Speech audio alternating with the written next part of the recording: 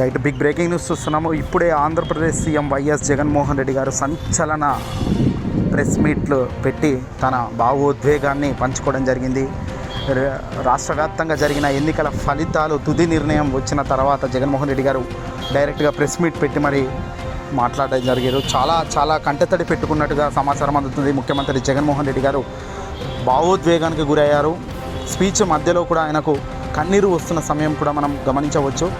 నిజంగా ఇంతగానం చేసి ఇంతగానం పేద ప్రజలకు డబ్బులు ఇచ్చి ప్రతి అక్క చెల్లెమ్మలకు తోడుగా ఉండి, అన్నదమ్ములకు తోడుగా ఉండి, ఆటో డ్రైవర్లకు తోడుగా ఉండి, ఈ నేస్తాం ఆ నేస్తాం అంటూ అనేక స్కీములు, అనేక కొత్త పథకాలను శ్రీకారం చుట్టి ఎంతో తోడుగా నీడగా అందరికీ ఉంటున్న తరుణంలో ఎవరు కూడా కనికరం లేకుండా ఓటు వేసిన విధానానికి ముఖ్యమంత్రి జగన్మోహన్ రెడ్డి గారు చాలా భావోద్వేగానికి గురవుతూ మాట్లాడిన మాటలు నిజంగా చాలా లోతుగా బాధను కలగజేస్తున్న అంశం అయినప్పటికీ తట్టుకుంటాం, నిలబడతాం, ఖచ్చితంగా రీబ్యాక్ అవుతాం అంటూ కూడా ఆయన ముఖ్యమంత్రి గారు జగన్మోహన్ రెడ్డి గారు చెప్పడం అయితే జరిగింది.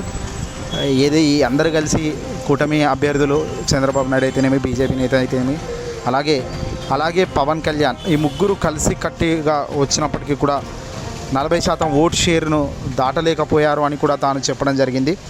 ఎన్నికల్లో గెలుపోటములు కామన్, పోరాడడం మాకు కొత్త కాదు, కొట్లాడడం మాకు కొత్త కాదు అంటూ ముఖ్యమంత్రి జగన్మోహన్ రెడ్డి గారు తన ప్రెస్ మీట్లో చెప్పుకొచ్చారు. ఇక రాబోయే కాలంలో మరికొద్ది రోజుల్లోనే యాక్టివ్గా మళ్ళీ కార్యాచరణ రూపొందించుకొని అడుగులు ముందుకు వేస్తామంటూ కూడా ముఖ్యమంత్రి జగన్మోహన్ రెడ్డి గారు సంచలన ప్రకటన అయితే చేయడం జరిగింది. ఓడిపోయినందుకు ఏ మాదిరిగా బాధపడుతున్నారు అనేది కూడా మనం చూసాము. బహుశా ముఖ్యమంత్రి గారు కన్నీరు పెట్టుకొని ప్రెస్ ముందుకు వచ్చినట్టుగా తెలుస్తుంది. తను అక్కడ కంట్రోల్ కూడా చేసుకున్నాడు కన్నీటిని. ఏదేమైనప్పటికీ కూడా ఈ స్థాయిలో ప్రజలు ఇచ్చే తీర్పునైతే అటు ఎగ్జిట్ పోల్స్లో అయితేనేమి, సర్వే సంస్థలు అయితేనేమి, ఎవరు కూడా పెద్ద అనలిస్టులు కూడా ఊహించలేదు ఈ స్థాయిలో పతనం, ఈ స్థాయిలో కూటమి గెలుపు ఉంటుందని. కానీ విచిత్రం ఏంటంటే ఊహించని లెక్క. కేవలం 5 స్థానాల్లో మాత్రమే విజయం సాధించింది వైసీపీ. మరో 5 స్థానాల్లో లీడ్లో కొనసాగుతుంది. ఈ 5 కూడా కలుపుకుంటే బహుశా మొత్తం తిప్పి కొడితే 175లో ఒక 10 సీట్లలో గెలిచే అవకాశాలు కనబడుతున్నాయి. సో ఇలాంటి కష్ట సమయంలో తోడుగా ఉన్న ప్రతి కార్యకర్తకు, వాలంటీర్కు అండగా ఉంటానని జగన్మోహన్ రెడ్డి గారు అయితే మాట ఇవ్వడం జరిగింది.